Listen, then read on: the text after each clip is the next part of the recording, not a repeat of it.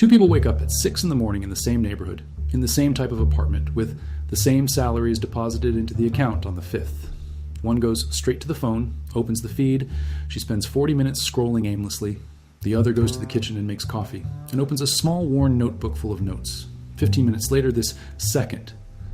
The person knows exactly how much they have, how much they will spend, and how much they will save that month.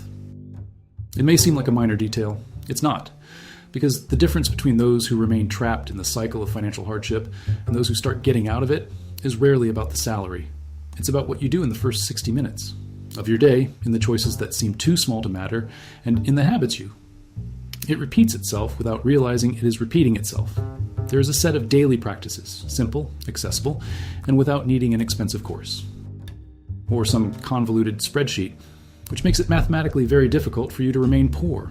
It's not a promise of quick riches, it's the opposite. It's the silent logic that it separates those who accumulate from those who scatter, and you'll understand exactly why this works. Rule 1. Look at your money every day. It seems obvious. Almost no one does it. Behavioral research shows that most indebted Brazilians don't know why, just as much as it should be. It's not moral negligence. It's psychological avoidance. The human brain uses a mechanism called loss aversion in a distorted form. When the financial situation hurts, he prefers not to look at her. The problem is that what you don't see, you can't control. And what you don't control grows against you. Looking at your balance every day isn't masochism. It's desensitization. After a few days, the number stops causing acute anxiety and starts generating information. You begin to notice patterns. When they spend more, in which category the money slips, in which week of the month does the bill come due? 5 minutes a day. Open your banking app. Read your transactions. That's all. Those who don't look spend in the dark, and spending in the dark is the most expensive way to live. Rule 2. Decide before you spend, not afterwards. Here's a piece of data that might be a little unsettling. Surveys on the behavior of consumers indicate that more than half of purchases made in Brazilian retail are impulsive. That is, they were not planned before the person entered the store or opened it, the app. The problem isn't impulsivity itself. The problem is that most people resist the impulse the moment it happens. That's the hardest thing to do. Because at that moment, the brain is already in desire mode, and the prefrontal cortex, the person responsible for rational judgment, is at a disadvantage. The solution isn't about having more willpower. It's about making the decision before you're tempted. In practice, every week, in 10 minutes, you decide how much you can spend in each category. For the following week, leisure activities, eating out, various shopping trips, put it on paper or on your phone. When temptation arises, the battle has already been won, because you've already decided. This is called advanced commitment, and it is one of the most studied tools by behavioral economics. It works because it removes the decision from the emotional moment and places it in a moment of clarity. Rule 3. Pay yourself first. No negotiation.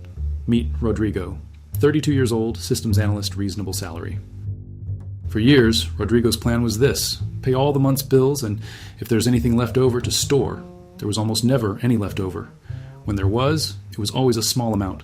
Now meet Fernanda, same age range, similar income, same city. The difference, on the day Fernanda's salary is deposited into her account, 10% is automatically debited for a separate account before she touches the rest. She doesn't see that money. She doesn't count on it. For her brain, that value doesn't exist for consumption. 3 years later, Rodrigo is still in the same place.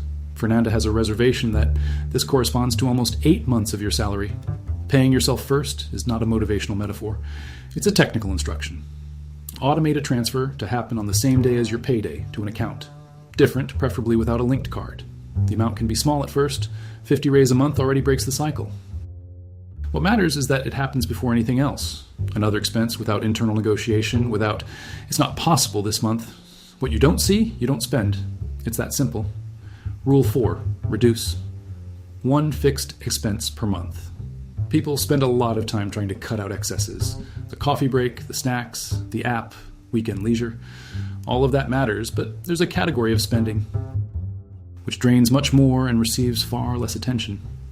The fixed expenses you signed up for, and he forgot. Surveys from the financial sector show that the average Brazilian has between 3 and 5 recurring subscriptions that you don't use regularly.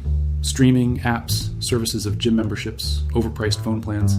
These are expenses that are invisible every month. The statements are automatically processed because they are automatic. The practice is simple. Once a month, you review your fixed expenses and eliminate or negotiate them, at least one of them. No need to be dramatic. A 40 RIAs subscription the toll represents almost 500 RIAs per year. Multiplied by several of them, it starts to release a significant amount of money without changing anything in your real lifestyle. The habit of reviewing creates another important thing: awareness of what you're paying for, to have. And awareness is the first step towards choice. Rule 5. Learn one new thing about money every week. Here's the mechanism that most people ignore: financial poverty and information poverty. They walk together, not because low-income people are less intelligent. That's a cruel and false misconception. But because the financial system is deliberately complex, and if you don't understand the rules of the game, you lose by default. Compound interest, CDB, certificate of deposit, direct treasury bonds, administration fees, credit score. These terms aren't exclusive to those with a lot of money. They're tools. And those who learn to using them before you need them gives you an advantage over learning them the hard way. The situation has already become an emergency. 15 minutes a week. An article, a video, a podcast episode about education, financial. It doesn't need to be anything technical at the beginning. The goal is to gradually expand the vocabulary until financial decisions no longer seem like a labyrinth. Rodrigo, whom you met earlier, started doing this 6 months ago. He doesn't have it yet. Fernanda's reservation. But for the first time in her life, she understands why the credit card revolving credit is a trap, what is an emergency fund, and how does the return work. Automatic account opening that he didn't even know he had. Knowledge doesn't solve everything, but its absence guarantees that nothing changes. Rule 6. Assess your financial week before going to sleep on Sunday night, before starting to get ready for Monday. 10 minutes. You open your weekly statement and answer 3 simple questions. Did I spend within my budget? Where did I escape to? What will I adjust next week? This is not punishment. This is not a blame game. This is calibration. The difference between those who progress financially and those who stagnate is rarely one. The biggest mistake is the absence of small, constant revisions. Small mistakes, when not revised patterns, became patterns. Patterns became years, and years became a lifetime of thinking that there's never any money left over, when in reality, there was never a system in place to save it. The weekly review creates what psychologists call a feedback loop. You act, observe the result, adjust, act again. It's the same mechanism that improves anything.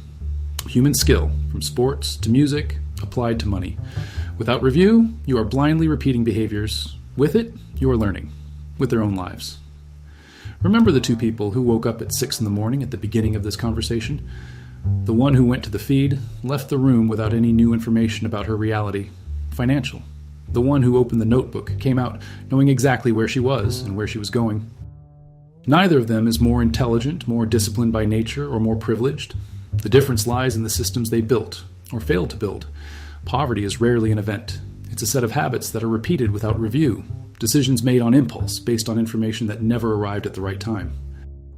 And wealth, not necessarily the kind of ostentatious display, but the wealth of freedom, of choice, of not waking up on the 5th of the month anxiously awaiting paycheck, that's also a set of habits, more simpler than it seems, more affordable than what you find elsewhere. The question isn't whether you can do it. The question is, which of the 2 can you do? Would you prefer to do it early tomorrow?